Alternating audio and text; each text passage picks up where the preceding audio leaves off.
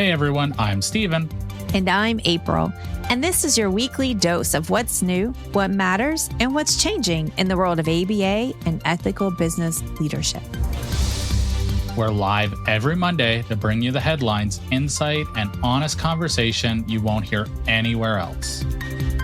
And if you're catching this on Tuesday, welcome to the podcast version, where we turn real-time updates into lasting takeaways.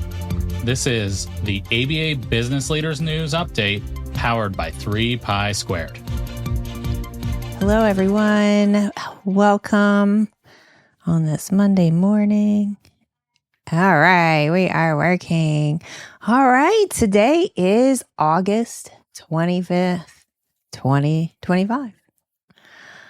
Welcome on this Monday morning. I don't know. I said that already. How are you guys doing? How are you doing? I don't know. This end of August could go many ways. Some of you are already back into your school routines and doing great. Excited about some cool weather ahead of us. And then others of us are like grasping at the last few straws of summer break before school gets started. So it's a funny month these days. August is like, it's just all over the place. Well, wherever you are in your life and your routine in August, hope you're doing well.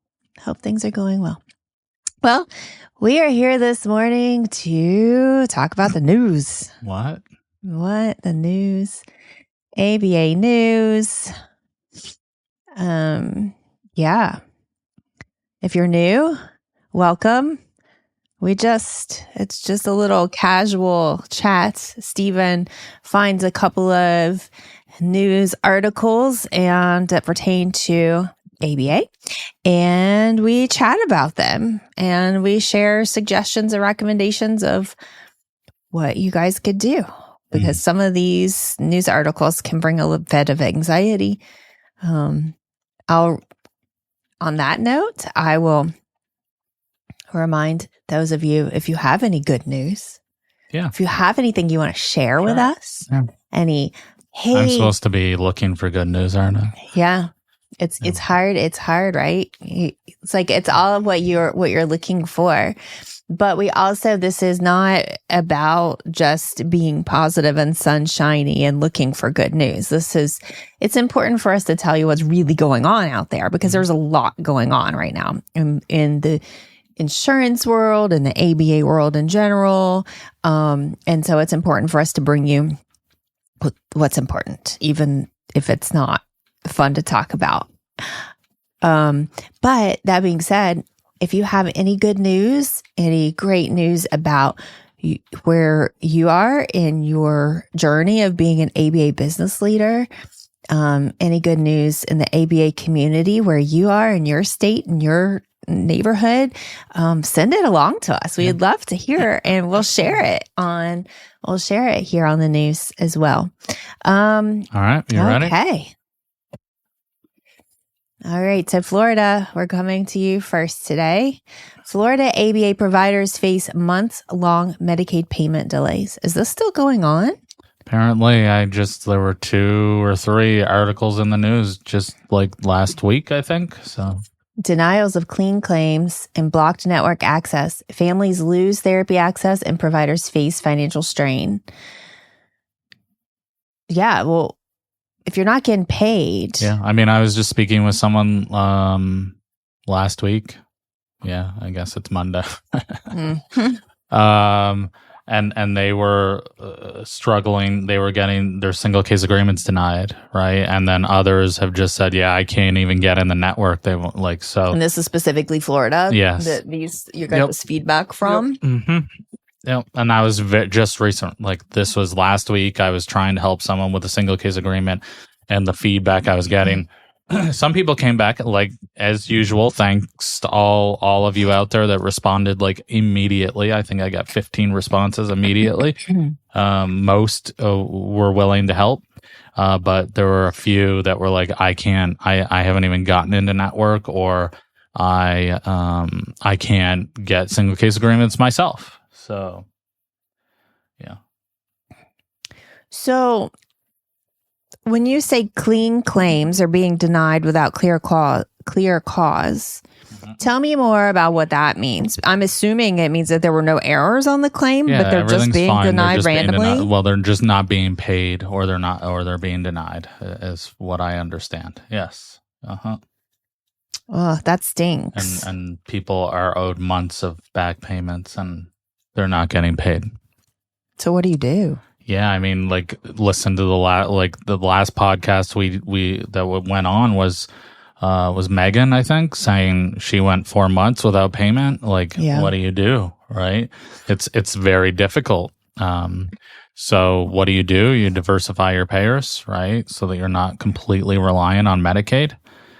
And then, build up a nest egg.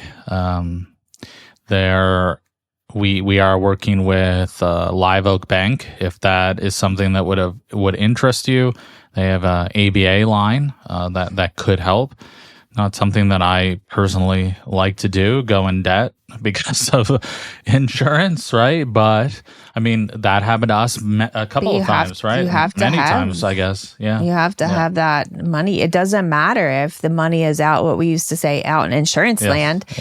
We need it. We need it in our bank account to be able to pay our staff and pay our rent and all of the things that it takes to run a business. Yeah, I mean, what we did was credit cards, right? So we had some credit cards that had a high limit, and you could get the balance transfer. I think it was like 3% at the time. I still think it's fairly decent. I think they're still doing 4%. It really helped us out in the pinch. Oh yeah, right? It's great because it's immediate cash. It's immediate cash. So and like now. Now, and that was like our safety net too. Like it's not something that we did on the regular. It was like, oh wow, things aren't lining up. These payments aren't coming in, but we have to make payments. Like that was like our safety. And we did it a couple times. Yeah, first have a decent amount of money in your account, right? Ideally, you would have 6 months of payroll in your account. But if push comes to shove and you need that, the credit card balance transfer can be super helpful because it's like, I think 4%, you get like 12 months, sometimes 18 months to pay it off. But you have to pay it off in that time, because if you don't, it's like 21, 24, some crazy interest. So you have to do that. You have to pay that off. Yeah. So for anyone watching, I see a couple comments here. This is recorded. Not only is this recorded, it turns into a podcast. Oh my goodness, words. I can't, my words. Everybody's sick here. So yeah. So it's, I opened up talking about how August, it seems to be our new routine. Since we've moved is 3 years ago, is every year about this time we all get sick. Yay, end of the summer for us. But yes, so every Tuesday, Monday's news broadcast is brought to you through podcast format. Yeah. So if you already listen to our podcast, ABA Business Leaders, you can get it on any platform where you listen to podcasts. Yep. And then this video stays in Facebook. I think Facebook deletes them after 30 days. Right. And so definitely either way, you find the recording here on Facebook or come listen to the podcast version on Tuesday. All right. So those of you who are in Florida, let us know how things are going. Yeah. I mean, I know you already reached out and touched base with providers, but even if you just need to know that you're not alone.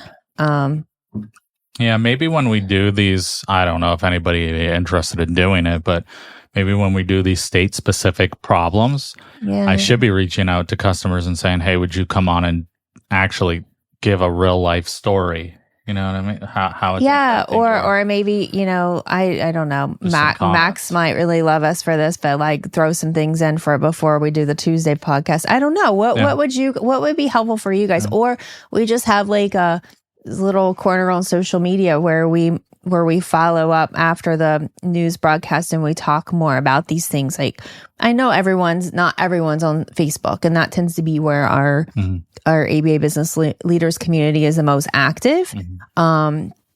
Yeah, any ideas that you guys have, feel free to let us know, and we'll be brainstorming, as the fall is coming. There's a lot of tweaks and changes and fun things that we're planning to do with the podcast.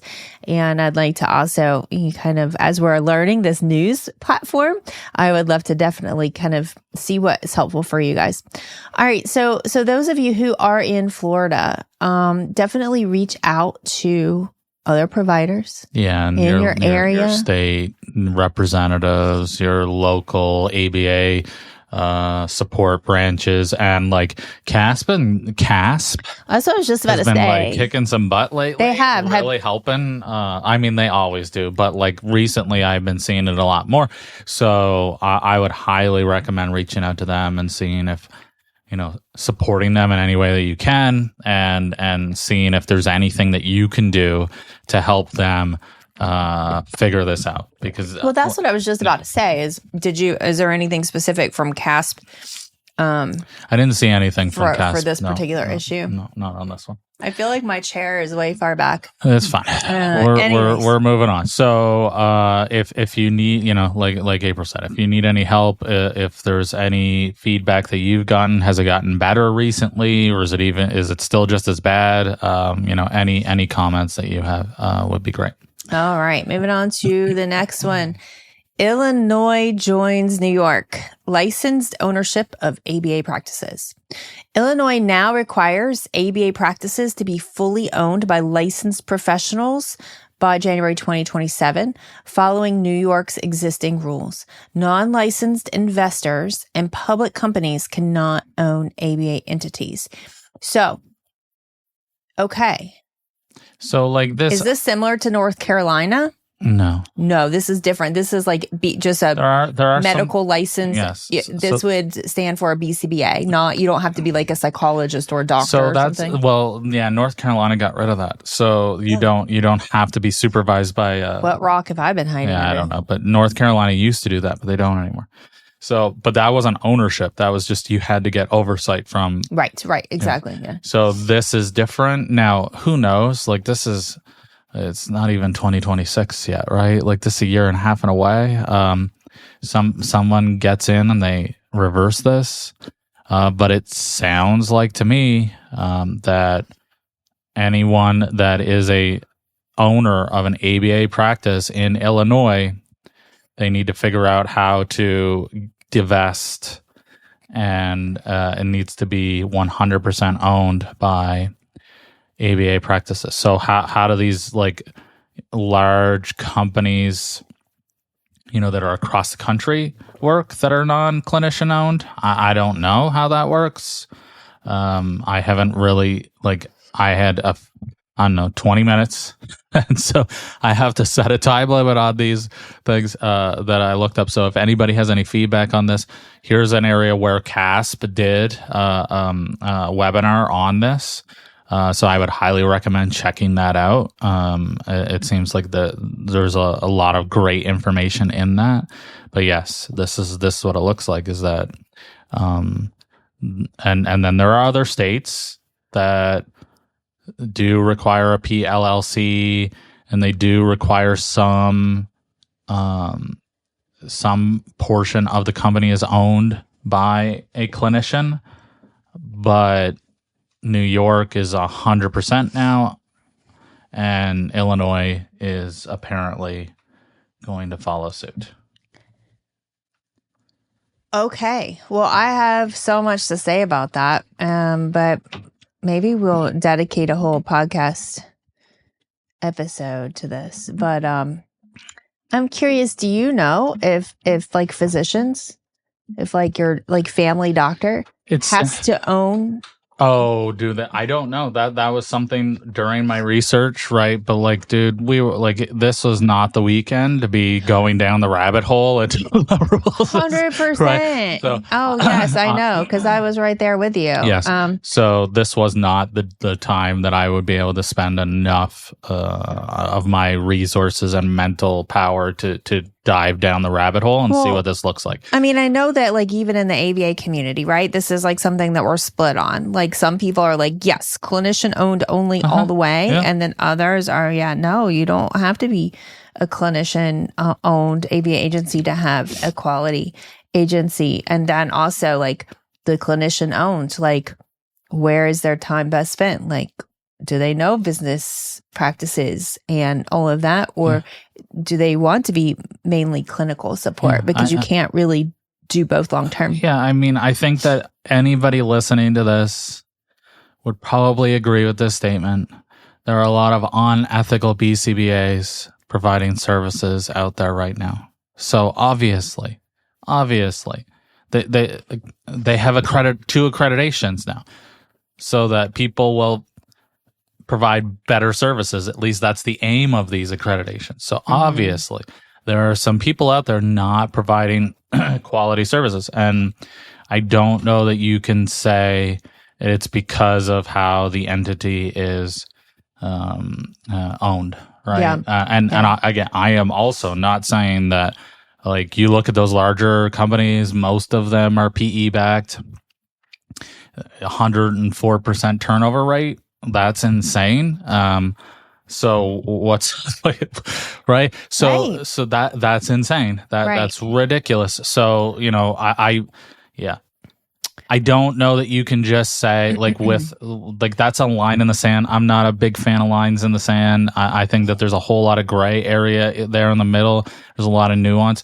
My personal opinion is it's more about your morals and your own internal ethic than somebody who says, I stand by that ethic, and they haven't even read the ethic.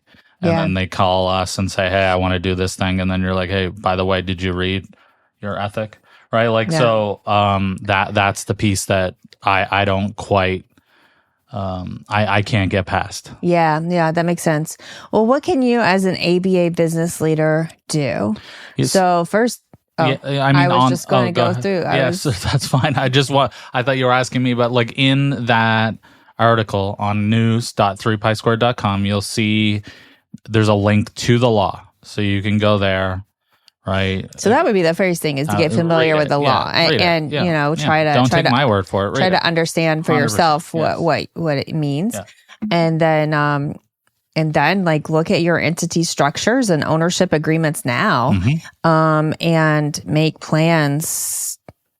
Find out where you are. Yeah. Like, get your baseline of what is my structure, and what would it take to get there? Yes, and talk to an attorney. Obviously, right. Talk to an attorney. Start planning out. Yeah, it might change before then, but it also gives you a lot of time to plan. Yeah. I don't know if this is going to be like a thing that we see across the board. It's not we don't have enough yet to show us the full trend, but it's kind of like teasing in that direction, it seems, if a couple of states are doing it now.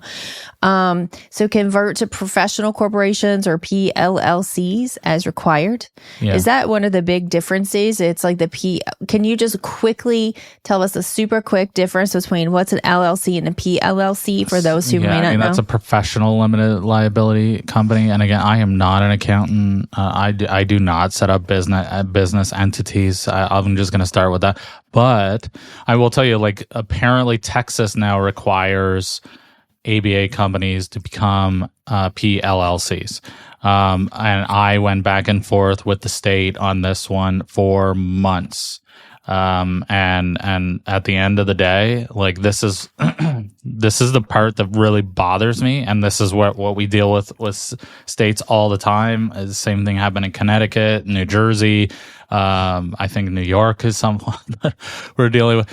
Like, they'll say, oh, you need to talk to an attorney. We can't tell you what you're supposed to do. It's like, dude, you wrote it. You literally wrote this, and you can't tell me what I'm supposed to do, right? And so that's the back and forth that I'm getting on this. So you need to reach out to a legal expert or an accountant that understands your state's requirements for PLLC, California.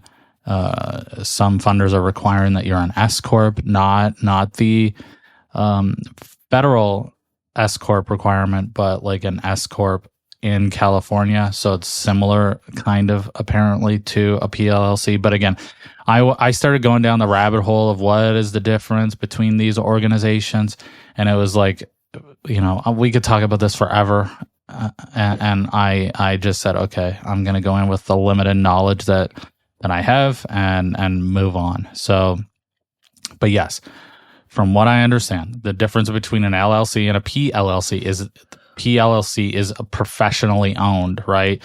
This could be an like a chiropractor, or it could be a doctor. It just depends on the state. But that all the states have this get out of jail free card where they're like, and other professionals, right? So they list out certain professionals that have to get this license if they want to start a business. And then there's this like catch-all at the bottom that this may not encompass all, like this list is not the full list. Gotcha. And you need to figure it out on your own, right? Like it's, oh, great. Thanks for that. Right. Like, and so the ABA seems to be on this fence, even in California. Apparently, to be required to get an S corp in California, you have to be licensed by the state. But ABA is not licensed by the state. It's federally, right? It's a federal thing, BCBA. It's not, they don't need a Board of Medicine license in California at this moment.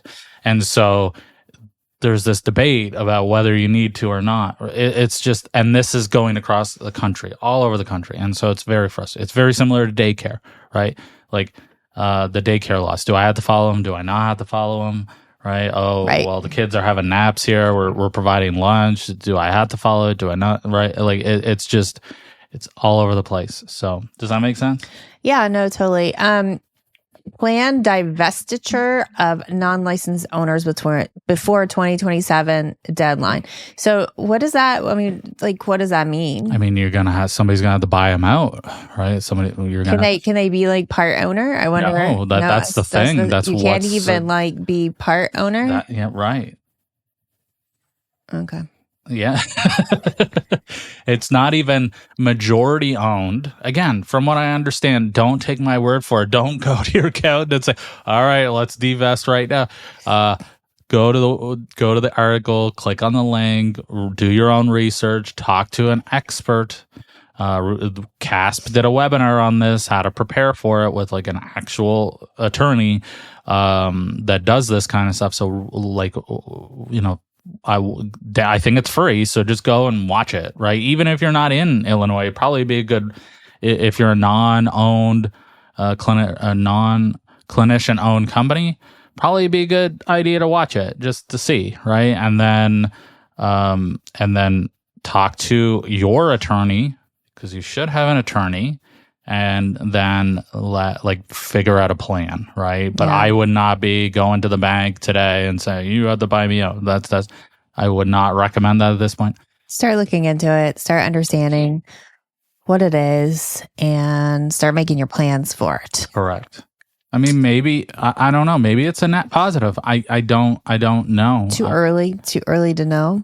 I don't know. I can't answer that. Maybe if it's all clinician owned, that means the bigger companies can't provide services, and maybe majority of the time the bigger companies have higher turnover rates, and maybe their quality is less. It's not as high, and maybe it is a net positive. I don't know. I'm not sure.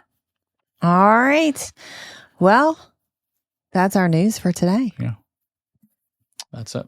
Thank you for joining us. And as I said earlier, if you want to listen to again, or if you didn't make it to the end, which you wouldn't be hearing this right now if you didn't make it to the end, but We also have our podcast version of this on that rolls out on Tuesdays. Yeah, and we're doing insurance billing now, 2.99%. So if you would like to get a new biller and you want to go with someone awesome and amazing, Yeah. you can reach out. This guy. All right. Well, thank you so much for your time. We know you're busy, and so we'll let you get to it. See ya. Don't miss an update. Sign up for weekly alerts at news.3pisquared.com. It's the easiest way to stay informed and ahead. If you found this helpful, please rate, review, and share the podcast. It helps us reach more people who care about ethical, sustainable ABA. We'll see you next Monday live or Tuesday right here on the podcast. We're April and Steven, and this is ABA Business Leaders News Update.